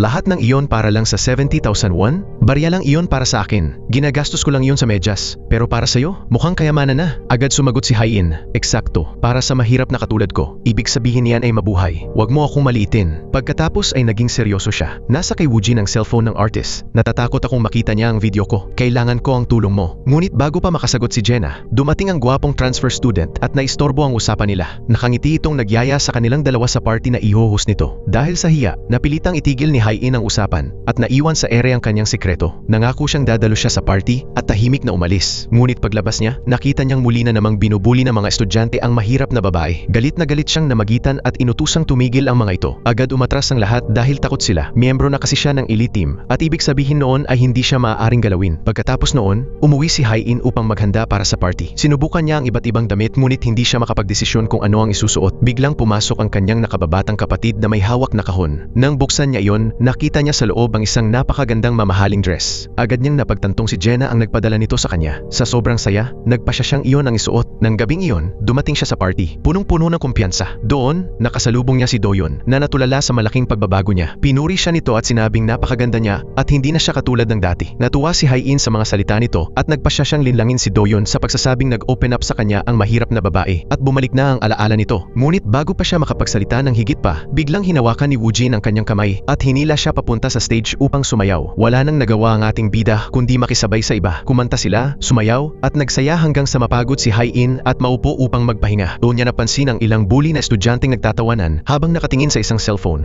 Kinabahan siya ng husto at inisip na baka kumalat na ang lihim niyang video. Dali-dali siyang lumapit upang agawin ang cellphone, ngunit nalaman niyang ibang chismis pala ang pinapakalat ng mga ito. Nakasaad sa nakakagulat na headline, ang gwapong estudyante ay isang illegitimate son at hindi talaga mula sa mayamang pamilya. Sa sobrang galit, sumabog ang emosyon ng gwapong estudyante at nakipagsuntukan sa kanila. Biglang dumating si Jenna sa party. Matapang nitong hinawakan ang kamay ng lalaki at sa harap ng lahat ay idineklara nitong engaged sila. Nabigla ang mga estudyante, ngunit kinutya siya ng tusong kaibigang parang kameleon at sinabing napakasama ng taste niya para pumili ng isang illegitimate na lalaki bilang mapapangasawa. Hindi nagpatalo si Jenna. Mabilis siyang gumanti at pinaalala sa lahat na niloko ng fiancé ng tusong babae ang kaibigan nito. Pagkatapos, lalo niya itong pinahiya nang ituro niyang magkapareho pala ng suot na dress ang babae at si Hai-in. Nagtawanan ang lahat. Namula sa kahihiyan ang tusong kaibigan at nagngit-ngit sa galit. Samantala, napagtanto naman ni Hai-in ng may matinding pagkadismaya na sinadya pala ni Jenna na ipadala sa kanya ang dress upang gamitin siya bilang kasangkapan sa pagpapahiya sa tusong kaibigan nito. Pinagsisihan niyang pinagkatiwalaan niya si Jenna. Galit na galit,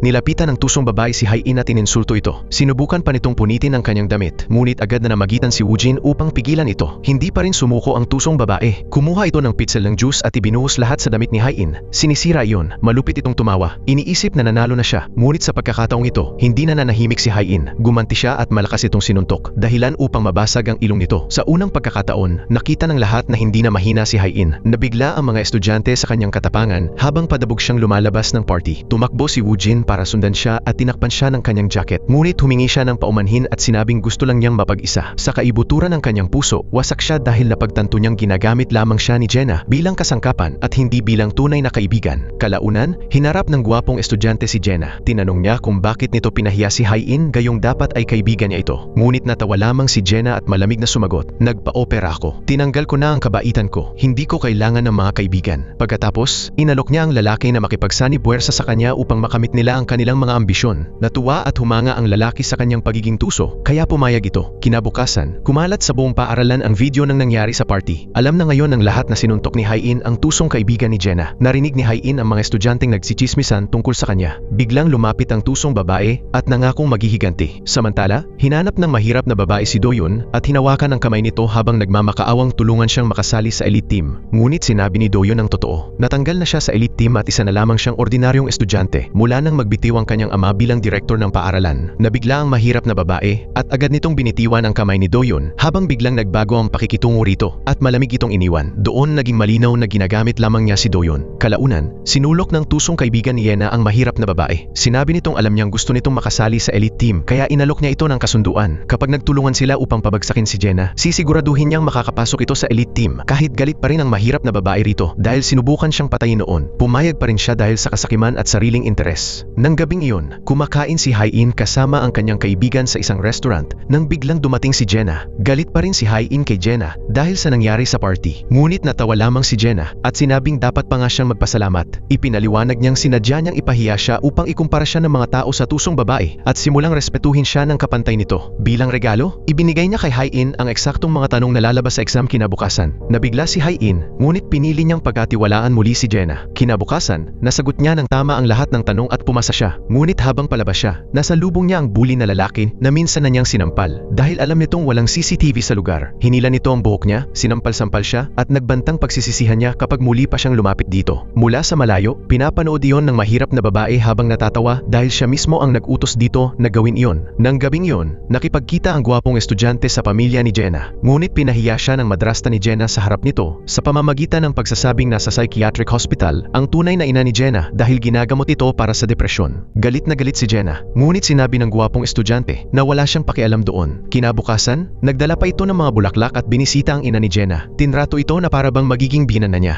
Labis na naantig si Jenna. Sa unang pagkakataon, nakita niyang ngumiti at tumawa muli ang kanyang ina habang kasama ang lalaki. Taos-puso siyang nagpasalamat dito at unti-unting nahulog ang loob niya rito. Samantala, umuwi si Hai-in sa bahay at nadatnang instant noodles lamang ang kinakain ng kanyang ama upang makatipid. Nadurog ang kanyang puso. Ibinigay niya rito ang pagkaing dala niya mula sa paaralan at nangakong kapag nakapagtapos siya, magtatrabaho siya, yayaman, at babawi sa lahat ng sakripisyo nito. Samantala, nadiskubre ng tusong babae na muli siyang niloloko ng kanyang fiancé. Sa sobrang galit, padabog siyang umalis at aksidenteng nakabangga ang gwapong estudyante. Sinabi nito na deserve dineserve niya ng mas mabuting lalaki, isang gwapo, marahil katulad niya. Namula siya sa sinabi nito at nagsimulang tingnan ito sa ibang paraan. Nagpasya siyang agawin ito kay Jenna para lamang makaganti rito. Nang gabing iyon, isinama niya ang lalaki sa isang nightclub. Plano niyang hulihin ang fiancé niya habang nag-cheat upang magamit iyon laban dito. Ngunit sa malas, 3 lasing na lalaki ang nangharas sa kanya. Agad siyang ipinagtanggol ng gwapong estudyante at pinaalis ang mga ito. Dahil natakot sa kumpiyansa nito, tumakas ang mga lalaki. Tuwang-tuwa siya at lalo pang nahulog ang loob dito, kaya mas determinado siyang maagaw ito. Kasabay nito, plano ni Hai-in na makipagkita kay Woojin. Gusto niyang makuha rito ang cellphone ng artist upang mabura ang kanyang video. Nagkataon namang nasa parehong nightclub si Woojin. Siksikan ang lugar at napakahaba ng pila sa labas. Nagpasya si Hai-in na gamitin ang kanyang elite card na agad nagpasok sa kanya sa loob. Nakita niya si Woojin at hiniling ang cellphone ng artist. Pumayag itong ibigay iyon, ngunit biglang may magnanakaw na dumampot sa cellphone at tumakbo. Nabigla silang dalawa at agad itong hinabol sa mataong kalsada. Mahabang habulan ang nangyari, ngunit sa huli ay nakatakas pa rin ang magnanakaw. Bumagsak si Hai-in sa lupa at nasugatan. Tinulungan siya ni Woojin na makatayo at ginamot ang sugat niya bago tuluyang nagpasyang sabihin ang lahat. Sinabi niya, pumunta sa paaralan ng kapatid kong si Somang noong araw ng aksidente upang pakiusapan ng artist na burahin ang video mo. Pero pagdating niya roon, nakita niyang may nagtulak dito mula sa itaas. Kaya niya itinago ang cellphone. Nandoon kasi ang mukha ng kriminal. Pero nakapassword yon kaya hindi niya mabuksan. Bago siya umalis, ipinagkatiwala niya sa akin ang cellphone. Nabigla ang ating bida nang mapagtanto niyang ang magnanakaw na kumuha ng cellphone ay siya mismong kriminal na nagtulak sa artist. Nagpasya siyang hanapin ito. Kasabay nito, nakita natin ang ex-fiancé ng tusong babae na hawak ang ninakaw na cellphone. Lumalabas na siya pala talaga ang kumuha nito. Sa isang flashback, naalala niyang lihim siyang kinukunan ng video ng artist habang engaged pa siya sa tusong babae. Kaya niya pinuntahan ang artist upang kunin iyon. Ngunit nang tumanggi ang babae, nag-away sila at naitulak niya ito. Pagbalik sa kasalukuyan, nagawa niyang mabuksan ang cellphone. Mabilis niyang binura ang incriminating video niya. Ngunit doon niya nakita ang isa pang video. Ang video ni Hai-in habang nagpapalit ng damit. Nagulat siya at agad dinala ang video sa kanyang ex-fiancé. Ang tusong babae, umaasang mapapatawad siya nito. Nang makita yon ng babae, agad itong natuwa. Nagpasya siyang gamitin ang video upang i-blackmail si Hai-in at makaganti sa lahat ng nangyari sa party. Ang plano niya, pilitin si Hai-in na umalis sa paaralan. Ngunit bago iyon, gusto muna niyang alisin si Jenna dahil ito ang nagpoprotekta kay Hai-in. Kaya nakipagkita siya sa mahirap na babae at binigyan ito ng kontrabando upang itago sa locker ni Jenna. Balak iyong isumbong pagkatapos. Tumanggi ang mahirap na babae, ngunit malakas siyang sinampal ng tusong babae habang sumisigaw. Inuutusan kita, hindi kita pinakikiusapan. Nagbanta pa itong patatalsikin siya kapag sumuway ito. Sa sobrang takot at kahihiyan, napaiyak ang mahirap na babae. Ngunit wala siyang magawa kundi pumayag. Sa sandaling iyon, dumating si Do-yeon at nakita siyang nakalugmok sa sahig. Naawa siya rito at sinubukang aliwin ito. Ngunit ibinaba ng babae ang kanyang maskara at ipinakita ang tunay niyang ugali. Malamig nitong sinabi, hindi kita minahal kailanman. Nakipagrelasyon lang ako sa iyo para magamit ka. Pero matapos kang matanggal sa elite team at mawalan ng posisyon bilang direktor ang ama mo, wala na akong pakinabang sa iyo. Nadurog si Do-yeon. Doon niya napagtantong matagal nang bumalik ang alaala ng babae at niloloko lamang siya nito. Wasak ang puso niya nang maintindihang isa lamang pala siyang laruan para rito. Samantala, tinipon ng tusong babae ang mga estudyante at sinalakay ang locker ni Jenna. Ipinipilit na halughugin iyon. Sinubukan ni Hai-in na pigilan siya, ngunit itinulak lamang siya nito at nagpatuloy sa paghalungkat hanggang sa mailabas nito ang itinagong kahon, ang kahong sisira kay Jenna. Nabigla ang lahat. Nakarating ang balita sa principal na agad dinala si Jenna para ipa-drug test. Tuwang-tuwa ang tusong babae. Perpekto ang pagkakatupad ng kanyang plano. Pagbalik nila sa classroom, binuli niya si Hai-in at kinutyang parang utusan lamang ni Jenna, habang binabalaan itong malapit na rin ang katapusan nito. Ngunit galit na sumagot si Hai-in at iginiit na mapapatunayan ni Jenna ang kanyang inosente at makakatakas sa bitag. Sa malas, nang lumabas ang resulta, positibo ito. Nabigla si Jenna at hindi makapaniwala sa nangyari. Kalaunan, nalaman ang totoo. Palihim palang nilalagyan ng madrasta niya ng droga ang kanyang pagkain upang siguradong bumagsak siya sa test. Dahil dito, pinatalsik si Jenna sa paaralan. Nagdiwang ang tusong babae sa kanyang pagbagsak. Ngunit pagbalik nito, naghihintay doon ang mahirap na babae at sinisingil siya sa ipinangako nito. Napalitan si Jenna sa elite team upang hindi na siya mabuli. Tumawa lamang ang tusong babae sa mukha niya. Kinutya siya nito dahil naniwala siyang tutuparin nito ang pangako at sinabing dapat pa nga raw siyang magpasalamat dahil hinayaan pa siyang mabuhay matapos nitong tangkaing agawin ng fiancé niya. Binalaan pa niya itong manahimik kung ayaw nitong magsisi. Wasak dahil sa pagtataksil, nangako ng paghihiganti ang mahirap na babae. Pinuntahan niya si Hai-in at nakiusap na magpatotoo ito na ang tusong babae ang nagtanim ng droga. Sa una, tumanggi si Hai-in. Ayaw niyang madamay sa gulo, ngunit biglang nagwala ang mahirap na babae. Sinakal siya at nagbantang papatayin siya. Sa sobrang takot,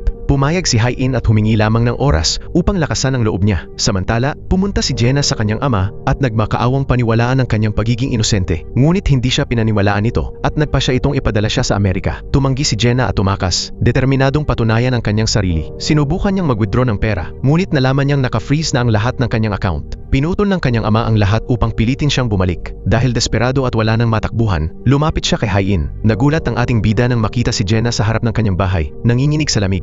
Naawa si Hai-in kaya pinatuloy niya ito, binigyan ng pagkain at pinatulog pa sa sarili niyang kama habang siya mismo ang natulog sa sahig. Magiliw ding sinalubong ng ama ni Hai-in si Jenna at pinagsilbihan pa ito ng strawberries. Sa unang pagkakataon, naramdaman ni Jenna ang init ng isang tunay na pamilya. Kalaunan, ipinagluto siya ni Hai-in ng noodles. Ngunit naubusan siya ng sangkap kaya napilitan siyang lumabas upang bumili pa. Sa labas, naghihintay pala ang bully na lalaki. Sinundan siya nito at tangkang inatake. Sa sobrang takot, napapikit si Hai-in, ngunit biglang dumating si Woojin sa tamang oras. Matindi nitong binugbog ang bully, binasag ang mga buto nito at iniwang talunan. Nakahinga ng maluwag si Hai-in at nagpasalamat sa kanya. Inihatid siya ni Woojin ng ligtas pauwi bago ito umalis. Nang gabing iyon, ibinigay ni Hai-in ang kanyang kama kay Jenna at siya na naman ang natulog sa sahig. Kinabukasan, naghanda silang pumasok sa paaralan, ngunit sinabi ni Jenna na may mabilis lang siyang aasikasuhin muna. Mabait na ibinigay ni Hai-in ang kanyang jacket kay Jenna dahil alam niyang hindi ito sanay sa lamig dahil palagi itong sumasakay sa heated car. Naantig si Jenna. Sa unang pagkakataon, may totoong taong tumabi at nagmalasakit sa kanya. Pinagsisihan niya ang lahat ng masasamang pagtrato niya kay Hai-in noon. Pagkatapos, binisita niya ang kanyang ina sa ospital. Lumuluha siyang ipinaliwanag na inosente siya. Niyakap siya ng kanyang ina at sinabing naniniwala na ito sa kanya kahit hindi na siya magpaliwanag. Hinikayat siya nitong manatiling matatag at patunayan ang sarili niya. Biglang dumating ang gwapong binata na may dalang mga bulaklak. Tiniyak nito kay Jenna na nagtitiwala pa rin siya rito at niyaya niya itong magpakasal. Dahil sa sobrang emosyon, pumayag si Jenna. Sa wakas, napagtanto niyang totoong mahal siya ng lalaki. Ngunit muli na namang dumating ang problema. Ipinadala ng tusong babae kay Hai-in ang video niya habang nagpapalit ng damit. Natakot ng husto si Hai-in kaya dali-dali siyang pumunta sa bahay nito at nagmakaawang huwag ilabas ang video. Binaliwala lamang ng tusong babae ang kanyang pagsusumamo at nagpadala pa ng malupit na mensahe. Simula ngayon, pag-aari na kita. Ikaw ang magiging utusan ko. Durog na durog, garamdaman ni Hai-in na tuluyan ng gumuho ang kanyang pag-asa. Akala niya ay magkakaroon siya ng payapang buhay matapos sumali sa elite team. Ngunit lalo lamang siyang nakulong. Sa gitna ng desperasyon, napadpad siya sa isang tulay habang iniisip na tumalon. Ngunit tumanggi siyang sumuko. Nangako siyang mananatiling matatag at lalabanan ang lahat ng nambubuli sa kanya. Kinabukasan, napatunayang inosente si Jenna. Peke pala ang test. Matagumpay siyang bumalik sa paaralan. Nang maibalik ang kanyang kumpiyansa, nangako siyang maghihiganti sa tusong babae. Nagpasalamat siya sa gwapong binata dahil naniwala ito sa kanya at magkasama nilang napagdesisyonang labanan ang mga plano ng kanyang madrasta. Sa bahay naman, ipinagdiwang ng kanilang mga pamilya ang kanilang engagement. Samantala, tinapos na ng tusong babae ang engagement nila ng kanyang manlolokong fiancé. Hindi na niya ito kailangan. Binalaan niya ang lalaki na kapag hindi ito lumayo sa kanya, ilalantad niya itong siya ang nagtulak sa artist at nagnakaw ng cellphone nito. Pagkatapos ay umalis siya. Ngunit sa labas ay nadatnan niya si Hai-in na naghihintay. Marahas na nag-away ang dalawa tungkol sa video. Ngunit wala pala sa tusong babae ang cellphone. Sa halip,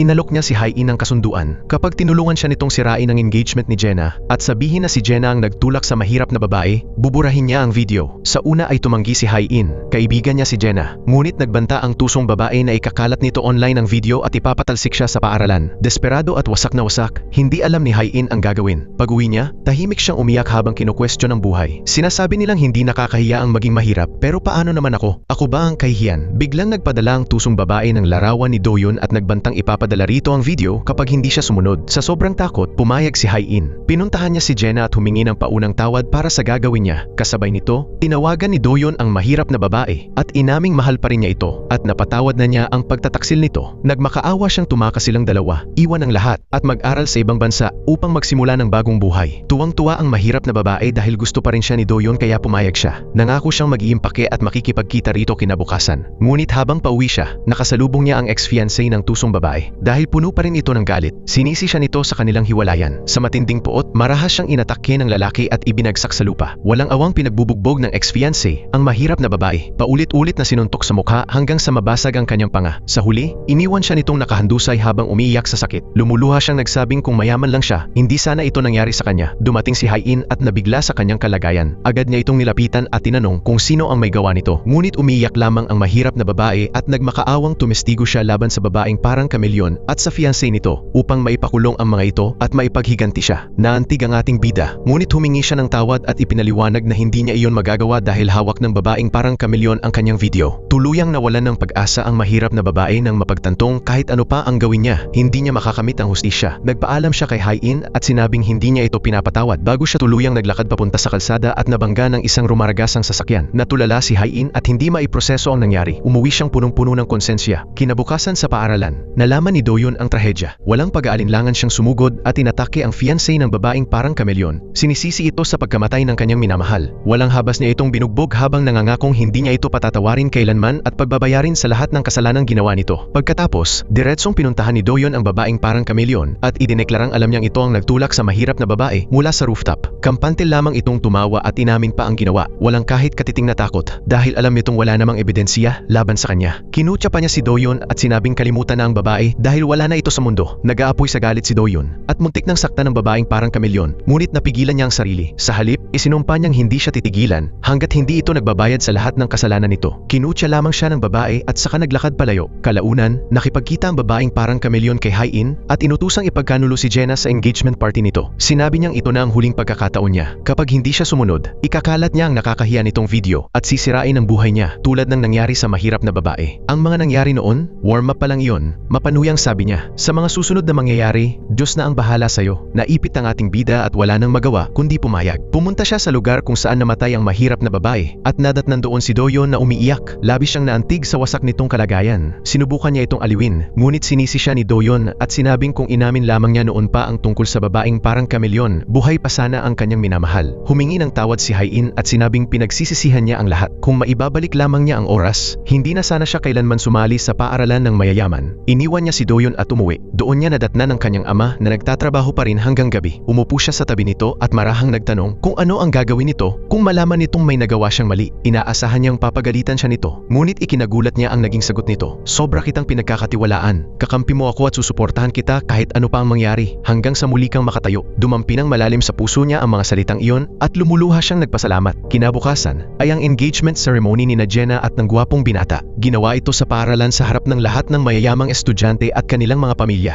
Nakasuot si Jenna ng napakagandang gown at mistulang kumikinang sa elegante niyang anyo. Nagkunwaring binabati siya ng kanyang madrasta habang lihim siyang kinukutya. Ngunit mas matalas na ngayon si Jenna at nakapaghanda na siya ng isang nakamamatay na bitag. Bigla niyang ibinunyag na alam niyang buntis ang kanyang madrasta, ngunit hindi sa kanyang ama, kundi sa dating kasintahan nito. Naglabas siya ng medical proof. Nanlumo ang madrasta sa gulat at desperadong umiyak habang nagmamakaawang wag itong isumbong sa kanyang asawa. Pinahiya nito ang sarili, nangangakong mamumuhay bilang utusan ni Jenna at susunod sa lahat ng iuutos nito. Lasap na lasap ni Jenna ang kanyang tagumpay. Ganap na ang kanyang paghihiganti. Samantala, sinubukan ng babaeng parang kameleon na akitin ang gwapong binata. Hinimok niya itong hiwalayan si Jenna at siya na lamang ang pakasalan. Nangakong bibigyan niya ito ng kasikatan at marangyang buhay. Ngunit tumanggi ang lalaki at sinabing hindi lahat ay nabibili ng pera. Galit na galit, tinawagan niya si Hai-in at pinaalalahanang isagawa ang plano. Nagsimula ang party. Dumating ang mga magulang at bisita. Umakyat sa entablado sina Jenna at ang gwapong binata at inimbitahan ni Jenna si Hai-in upang magsalita bilang kanyang kaibigan. Napangisi ang babaeng parang kameleon. Sigurado itong pagtataksila ni Hai-in si Jenna at ilalantad ito. Nagsimulang magsalita si Hai-in. Ang totoo, nakapasok ako sa paaralang ito dahil nakipagkasundo ako sa principal